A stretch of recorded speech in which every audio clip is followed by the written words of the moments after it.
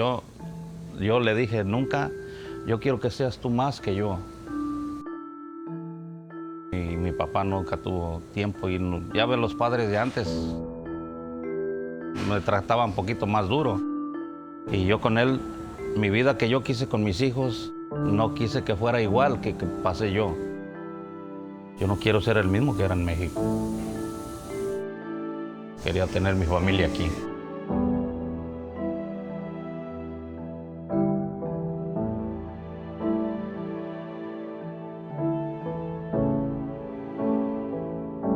Anywhere you go in the Bay Area, you work for Brooks, and it's like, oh, you work for Brooks? When I was younger, I had mini bikes. And I would find them on the streets, or I would find a motor on the street, and I would get a mini bike and I would take it all apart and do whatever I could to get it running with no knowledge of how it even worked, but I would make it work. That's how I pretty much, ever since I was a kid, I've always had that passion. I have older brothers that like cars too. So when you see them working on their cars too, it's in your blood. Back in the day, my dad was actually the lead painter for Brooks Motorcars back in the 80s. So we would have side projects in the garage. I'd be 1 or 2 years old. He would stick me in a tower of tires. That'd be my babysitter. But I was stuck in the garage just watching everything my dad would do. Mainly he was a painter, but I was seeing him take things apart, and that's what kind of intrigued me to do what I do right now, working on cars. Now, a lot of people don't believe it, but I'm out here Saturday, Sunday, most of the year. I would say 2 years back, I worked every day. Father's Day, Mother's Day, Christmas, New Year's, no days off, 365 days. I've been doing this since I was a little kid. I remember even back where I was from, Mexico, Pops was the painter. Body man painter, he did the whole thing. I would ride on the back of his bike just to go sand some cars. I was little, I was 4 or 5 years old, but I was sanding cars already, prepping them for paint, My mom came to this country from Mexico when she was 25, I think. And she raised us by herself. She raised me and my 2 brothers and my sister all by herself. Me having older brothers, they always had cars, they always had, fixing their cars. And we didn't have a lot of money, so whatever we could do stuff ourselves. I had a little tiny toolbox that was about this big, and it had a little screwdriver, a little hammer, a little wrench. Yeah, as it made me 14-year-old, I was just so proud of my little toolbox.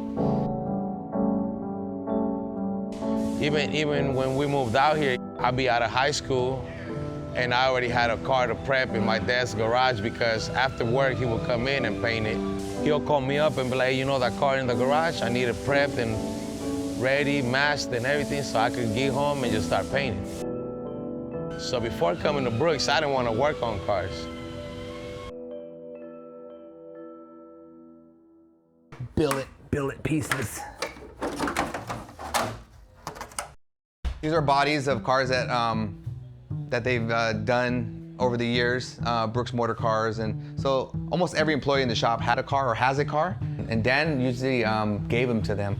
And he would be like, you want a car? I'll get you a car. Some are worth up to $3,000 each. Dan was really good at racing, and he would win trophies, but then he never really did nothing with them. Here's a picture of Dan here. 3rd place is Dan as when he was younger. And he has plaques and plaques. Oh, Dan was also a Little League. This is so old, 2013. But he sponsored the Little League for my kid years ago. These are just different plaques that we have here, so different races. You see the helmets, they're really cool. Dan, if you asked him to sponsor a team or a soccer team, he would do it. He also sponsored my kid's soccer team also. Yeah, we would get shirts that say Brooks Motorcars and all that stuff. It was pretty awesome. That's one of the reasons why when you work for somebody like that, you want to give it your all. Because by him doing these little things like that, a lot of the employees stick around with Brooks for so long because it's like a family.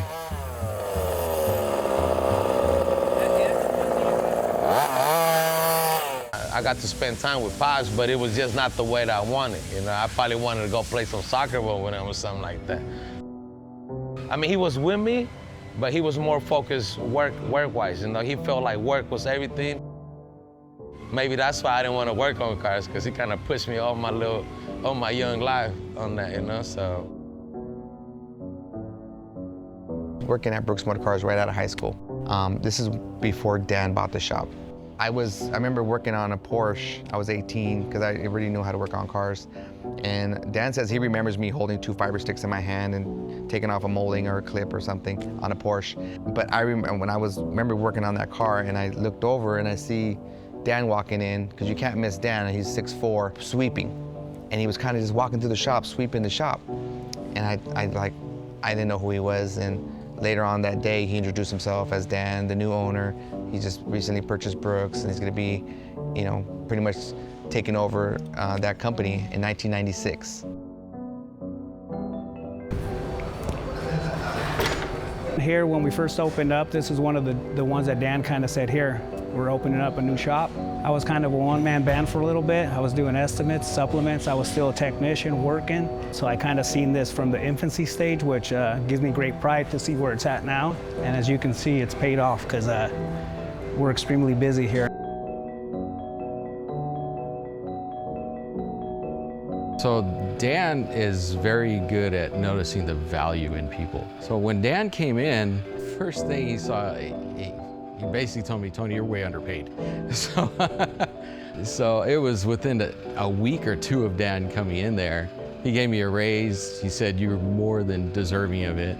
Yeah, Dan has taught me, and he has taught all of us a lot. A lot of the things, you know, that I know as far as in the estimating management, it was all from Dan. Dealing with customers, he taught me, you know, how to deal with customers, what things to say, what things you shouldn't say. So yeah, he's definitely been a great mentor, a great teacher. I'll tell you this story. That guy didn't want to hire me at first just because the way I looked. The way I look, right? The way I dress, the way I speak. I don't speak proper English. But after the first week or two that he saw me working, busting my ass, he came and asked me if I had a brother just like me, because he wanted to hire somebody just like me. I even have a sheet in my toolbox where one weekend I came and produced 264 hours. I clocked in 14 hours and a half and produced 254 hours total. And I have that not to brag, it's just to remind myself of what I did. I've always been one of those guys that likes to lead by example, and obviously I want to keep progressing. I don't want to keep stagnant or stay in one position for a long period of time. So I always look for a way to keep growing as a person. He always seen that whenever I hit a ceiling, he would always offer me another challenge. And he seen how quickly I would take to it and never said no. So I wasn't afraid to take on new challenges. He's always been like a father figure to me. He always thought about us. You know, that's just so awesome that he always thinks about you, you know? And that's kind of how I always try to help him out as much as I can. I always try to take that extra step because he was always doing that, so you would want to do that back. Countless times I've heard from employees, Dan, I work here because of Dan. I work here because Dan is such an awesome guy. I mean, his name is instilled in so many people. I work here because of him. I work here because of him. I do it because of him.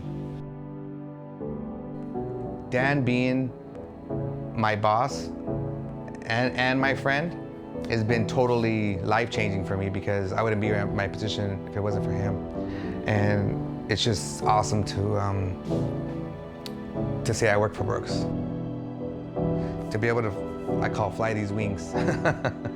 It's awesome.